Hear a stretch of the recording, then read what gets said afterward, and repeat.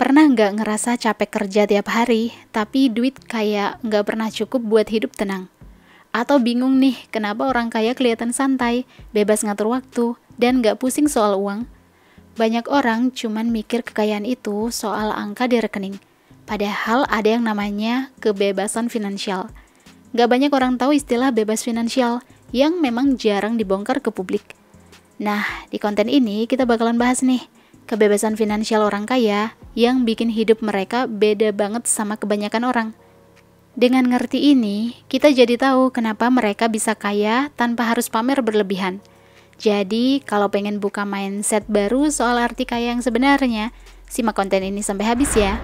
Sebelum lanjut nonton, pastikan lo udah subscribe channel Uang Ngalir Terus karena siapa tahu tips-tips di sini bisa jadi inspirasi dan solusi buat masalah finansial yang dihadapi saat ini. Let's get started. 5 kebebasan finansial orang kaya yang jarang dibongkar. Yang pertama, bedanya kaya dan kebebasan finansial. Banyak orang mikir kaya itu sama dengan bebas finansial. Padahal dua hal ini beda banget. Apa bedanya kaya dan kebebasan finansial? Jadi gini, kaya itu soal jumlah harta, seberapa banyak duit, aset, atau barang mewah yang kita punya.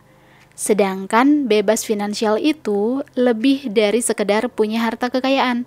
Maknanya lebih dalam, yaitu kondisi ketika hidup kita udah nggak bergantung sama kerja harian buat memenuhi kebutuhan. Artinya, meski duit di rekening nggak segila dan sebanyak miliarder, tapi kalau penghasilan pasif udah cukup buat hidup nyaman, itu namanya bebas finansial. Jadi, ada orang yang kelihatan kaya tapi masih stres kerja, dan ada juga orang yang biasa aja tapi udah bebas secara finansial. Contohnya gini, misalnya si Roni punya penghasilan 200 juta rupiah per bulan. Wah, itu banyak banget ya. Tapi biaya hidup plus gaya hidupnya habisnya 190 juta rupiah. Si Roni ini termasuk orang kaya, tapi belum bebas finansial, karena ia harus terus kerja keras biar bisa dapat paling enggak 190 juta rupiah per bulan. Sedangkan ada si Budi yang punya kos-kosan atau investasi yang kasih dia penghasilan pasif, let's say 15 juta rupiah per bulan. Sementara biaya hidupnya itu 10 juta rupiah per bulan. Nah, si Budi ini udah termasuk bebas finansial karena udah punya passive income lebih dari biaya hidupnya. Bedanya jelas ya. Yang satu, yaitu si Roni, bergantung sama kerja aktif, dan yang satu lagi, yaitu si Budi, hidup dari aset yang jalan sendiri. Dari sini kita bisa belajar bahwa tujuan hidup bukan cuma numpuk uang dan jadi kaya, tapi bikin sistem yang bikin duit kerja buat kita agar bisa bebas finansial. Yang kedua, uang untuk beli waktu, bukan barang. Orang kaya yang benar-benar ngerti arti kebebasan finansial itu pakai uang bukan buat numpuk barang, tapi buat membeli waktu. Maksudnya gimana nih? Nah, kita tahu sendiri kan, waktu adalah aset paling mahal karena nggak bisa diulang atau ditambah. Semua orang punya waktu yang sama, yaitu 24 jam sehari, 7 hari seminggu.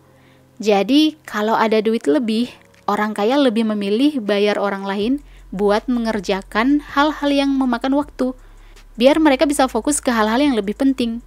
Misalnya, bayar asisten, supir, atau jasa laundry, bukan karena mereka malas, tapi karena mereka tahu waktu itu lebih berharga buat melakukan hal-hal penting daripada kerjaan kecil yang bisa didelegasiin atau dikerjakan oleh orang lain. Jadi intinya, uang menjadi alat agar bebas memilih apa yang mereka mau lakukan. Contoh gampangnya gini, si Roni memang pekerja keras dan ia kerja keras terus beli mobil mewah terbaru biar kelihatan kaya. Tapi akhirnya terjebak cicilan dan harus kerja lembur. Sedangkan kalau orang kaya yang sebenarnya mungkin pilih mobil biasa aja tapi bayar supir, sehingga dia bisa pakai waktu di perjalanan buat baca laporan bisnis atau istirahat. Hasilnya, secara jangka panjang, orang kaya lebih produktif dan bisa nambahin penghasilan tanpa harus buang tenaga. Dari sini kita bisa belajar kalau kebebasan finansial itu soal kendali hidup, bukan barang mahal yang cepet bosan dipakai. Jadi, rahasianya, makin banyak kita bisa membeli waktu, makin dekat kita sama hidup bebas secara finansial. Yang ketiga, lifestyle inflation, sama dengan musuh utama. Lifestyle inflation itu ibarat musuh utama buat siapa aja yang pengen bebas finansial. Apa itu lifestyle inflation dan kenapa lifestyle inflation itu musuh utama buat orang yang pengen bebas finansial? Well, lifestyle inflation itu artinya makin naik penghasilan, makin naik juga gaya hidup. Jadi duit yang masuk langsung habis buat belanja hal-hal atau barang-barang baru. Jadi makin gede penghasilan, makin gede juga gaya hidupnya. Misalnya nih, dulu penghasilan 5 juta rupiah ngerasa cukup-cukup aja buat hidup. Tapi begitu penghasilan naik jadi 15 juta rupiah, langsung upgrade mobil dan liburan tiap bulan. Akhirnya tetap ngerasa pas-pasan dan gak punya tabungan. Nah, orang kaya yang paham justru hati-hati banget soal ini. Karena mereka tahu kebebasan finansial datang dari uang yang bisa diinvestasikan, bukan dari barang mewah yang dipamerin. Jadi kuncinya bukan nambah penghasilan doang, tapi nahan keinginan biar nggak kebablasan. Misalnya penghasilan 5 juta rupiah bisa nabung 1 juta rupiah setiap bulan. Tapi pas penghasilan naik jadi 10 juta rupiah, tabungannya tetap 1 juta rupiah per bulan karena uangnya habis buat lifestyle alias gaya hidup. Padahal dengan penghasilan naik jadi 10 juta rupiah, seharusnya bisa menabung dan investasi paling enggak ya 5 juta rupiah per bulan. Jadi kalau penghasilan naik, jangan buru-buru naikin gaya hidup ya. Biarin uang kerja dulu, baru nikmati hasilnya nanti. Yang keempat, mindset enough is enough. Mindset enough is enough itu penting banget buat kebebasan finansial orang kaya. Maksudnya mindset enough is enough ini apa? Well, jadi gini. Kata enough artinya cukup. Jadi enough is enough itu artinya ngerti kapan harus bilang cukup dan berhenti ngejar lebih banyak untuk mulai menikmati hasilnya. Banyak orang terjebak sama pemikiran kalau duit nggak pernah cukup. Padahal kalau terus-terusan kayak gitu, kita nggak bakal pernah ngerasa puas. Orang yang ngerti arti bebas finansial biasanya punya target yang jelas. Misalnya butuh 10 juta rupiah per bulan buat gaya hidup yang nyaman. Dan begitu tercapai, mereka nggak maksain diri ngejar sampai 50 juta rupiah.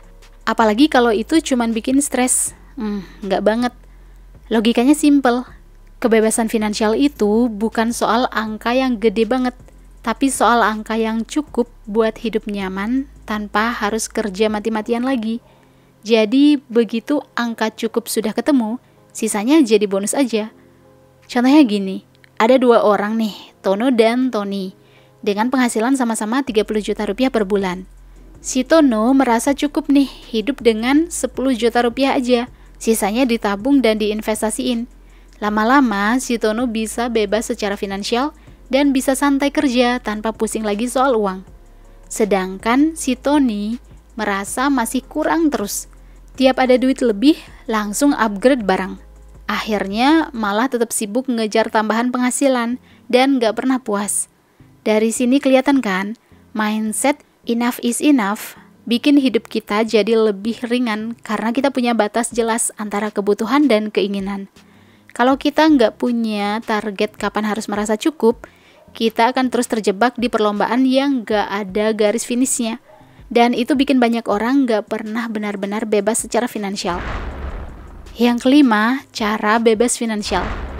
Cara bebas finansial itu sebenarnya bukan cuma soal punya duit banyak, tapi soal bikin sistem keuangan yang bikin kita nggak harus mikirin tagihan tiap bulan.